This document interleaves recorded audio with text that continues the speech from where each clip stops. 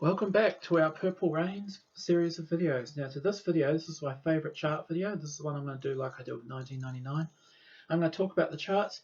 Now what I'm going to do is I'm going to break it down into sections, and as you'll see, I've got several pictures. Now if best thing to do is to pause them and look at them, because I won't be able to refer to them while I'm talking. Basically the reason why I chose to do this video, I'll give you some methodology first of all, is because at this time basically the Purple Rain phenomenon was one that basically catapulted Prince from basically the big time into basically becoming a global icon. What happened was that the 1999 singles, as you saw, already put a lot of momentum into Prince during 1983, and pretty much those songs were hitting into 84. Now with this video, what you're going to see is that it was a combination, not just one event, but 4 or 5 events that basically turned Prince from just being a big star into being basically the superstar of 1984.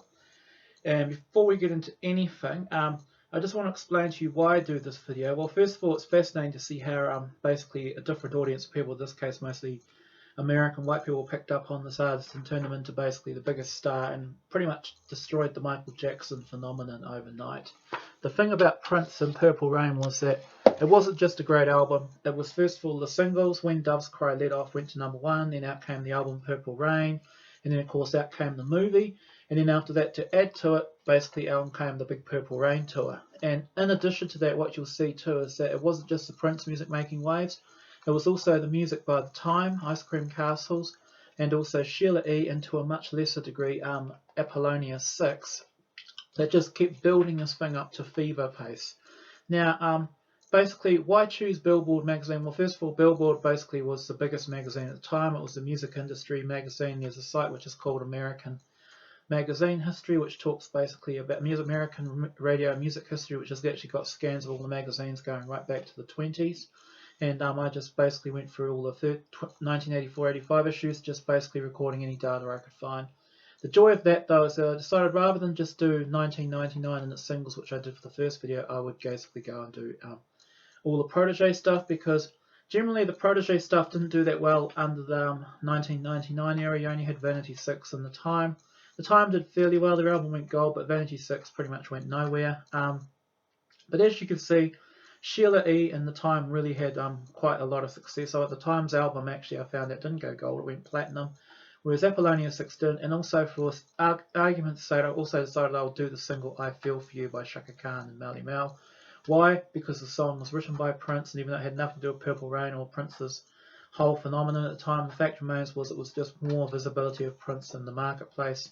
A lot of people would have gone out and bought all the old back albums, including Prince, and realised that I Feel For You's on it.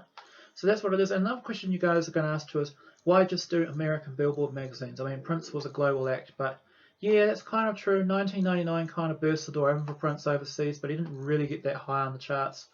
And then again, I mean, even at the Purple Rain era, I mean, Prince's celebrity was still mostly USA based. Pretty much since his For You album, Prince had been building up a celebrity in the States, and he'd really broken through. He had a kind of a mini breakthrough with I Want to Be Your Lover, but the momentum subsided after the Dirty Mind album, which kind of put him off mainstream people a bit.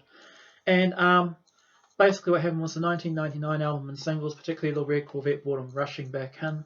And Purple Rain, basically Prince peaked his fame in America. Pretty much after Purple Rain, you'll see Prince's fame start to recede in America. He still remained relatively famous right through to the hits era in the early 90s, but basically no Prince album would sell as many as Purple Rain and its spin-off acts. And also overseas, Purple Rain did fairly well. I mean, like, it got to #2 in Britain and Canada. I mean, it went double platinum in Britain, it went 6 times platinum in Canada, it went 4 times platinum in Australia. And it did well, but I mean, it wasn't a #1 blockbuster like it was in the States.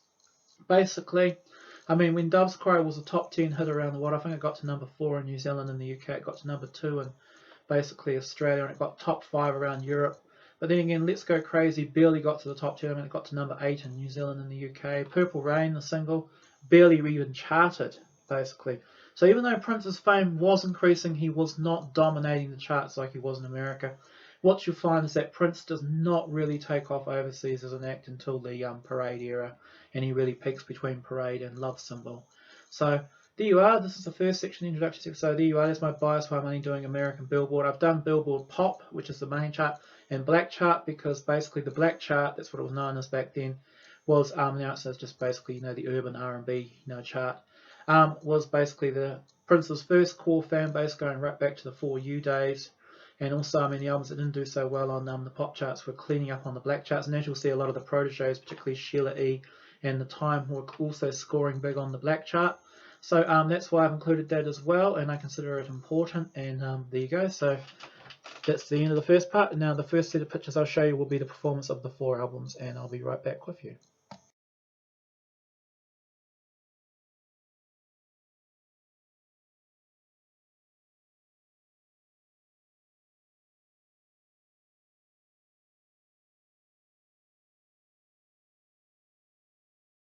And we are back. Alright, so now you've had a look at the albums chart. Now I've also put in a comment there from Billboard, which is a review of Purple Rain.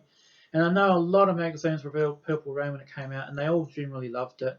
And I've also put in there also a review of the Sheila E album, which was also received pretty early on. Now basically in all there were 4 albums released from this project. Of course the first and most important was Purple Rain by Prince and the Revolution. That album was released on the 25th of June 1984 and pretty much hit the charts straight away. It came in at number 11 on the 30th of June, shot up to number 3 on the 7th of July, and then on the 14th of July 1984 it got to number 1, and it spent an incredible 23 weeks at number 1 without any interruptions. And that was amazing, given that in late 1984 there were 3 massive albums that basically couldn't knock it off its perch. That included Bruce Springsteen's Born in the USA, Madonna's Like a Virgin, and also Tina Turner's Private Dancer. Those were all massive albums, and then later on, finally, the album that did topple it was Madonna's Like a Virgin. But 23 weeks at number 1 was just phenomenal. The album was just a massive hit. It just kept selling and selling and selling, and part of the reason was that 1 month after Purple Rain, the album came out. Of course, in fact, as it came out straight away, When Doves Cry reached the number 1 spot on the singles chart and spent 5 weeks there. Then the Purple Rain movie came out at the end of July, so there was more momentum. Purple Rain pretty much remained at the movie theaters right through summer and into autumn. And then starting in early November 1984, after the brouhaha over the Jacksons' Victory Tour died down, the Prince started the Purple Rain Tour, which only did the United States. He toured right through to April 1985. The shows were massive sellouts, and basically, so you had Prince's momentum in the charts for a long time. Now, it finally fell out of the number 1 spot on the 12th of January 1985, and it actually dropped quite slow. In all, it lasted on the charts right up to the end of November 1985. When it fell out at 184, and as you can see on the chart, it actually dropped quite slowly through the winter and spring of 1985. Only when Around the World in a Day came out really did it start to hugely drop. And this was a time when Prince was still in the public eye, because in March he won the Grammy Awards. So he was just everywhere, basically. This album was just an absolute phenomenon. We've got some award stats, basically, even though it was only released in June. The album was shipped platinum on the 29th of August, that month, just after 2 months, although apparently there was a story saying that in the first week, the album sold about 1 million copies, and at one stage, the album was selling 500,000 copies in the US per week. Okay, it got an 8 times platinum award. That's 8 million copies sold on the 13th of November 1984. At this stage, it had the 2 number 1 hits, and still Purple Rain was the number 2 hit at the time. Then it went to 9 times platinum in January 1985. Around the same time, it dropped out of number 1. And then that was the thing. It was always a 9 times platinum album. It did not become a diamond album until 1989. And of course, as we know now, the last award it got was 13 times platinum in 1996. Since his death, and since there's been Purple Rain Deluxe and stuff, that badly needs to be revised, and my guess is that it's probably up around 17 or 18 times platinum. The album just sold like hotcakes, would be a way to describe it. And I know I've been going on about it, but the other albums I won't go on quite as much. Basically, it was just such a massive hit. Now, we'll talk about it on the black charts. And of course, overseas, Purple Rain, apparently no one's got any accurate figures, but it looks like it got at least 600,000 in Canada. At least it got 2 million copies in Europe, another 200,000 in basically Britain, and at least I found out in New Zealand it went 5 times platinum, which is 75,000 copies here, and it also sold at least 150,000 copies in Australia. So we're talking about an album that moved massive volumes. And the thing about Purple Rain was a solid seller that sold well after it fell off the charts. Even people like me, I remember I told you about my fandom. The first album I bought was Purple Rain in 1992, basically. So, this album is just a solid seller. It just couldn't stop selling. Now, on the black charts, it also did very well. It was released at the same time. It hit the chart in relatively high in the top 10, and then basically it got to number 1 straight away. It only spent 19 weeks at number 1, though. His draw with the black people was still high, but not quite as high as on the pop charts, because realistically, the main reason why is probably that as good as Purple Rain is, it's probably one of his least black sounding records. I mean, 1999 was very funky, it had a lot of funky sex cuts like DMSR, Little Red, no, not Little Red Corvette, I'm sorry, 1999, Automatic, International Lover, very African American sounding songs. Whereas, I mean, pop songs like Let's Go Crazy and When Doves Cry don't really sound African American, they sound more pop. So it fell out of the charts after only 47 weeks. But the big difference between the black chart and the pop chart is the black chart only goes down to 75, whereas the white chart goes down to 200. So that is generally why probably a shorter span. But if we just count the number of weeks that it spent on the pop chart in the top 75, it was 63 weeks. So there you are. Okay, we move across to the next album, which is the Times Ice Cream Castles, which you can also see on the chart. Now what I've done is I've color-coded the charts to make it easier to understand them. As you can see, Ice Cream Castle was actually another sleeper hit. It basically entered the charts very low, basically in the very close to the bottom 100. I mean, it wasn't promoted as a major league release, and it was actually selling quite slowly until the end of 1984. It was released in the middle of July 84, but eventually it basically reached number 24 on the pop chart and spent an entire year in the charts, which is amazing. It spent a lot of time in the 30s, 40s, and 20s.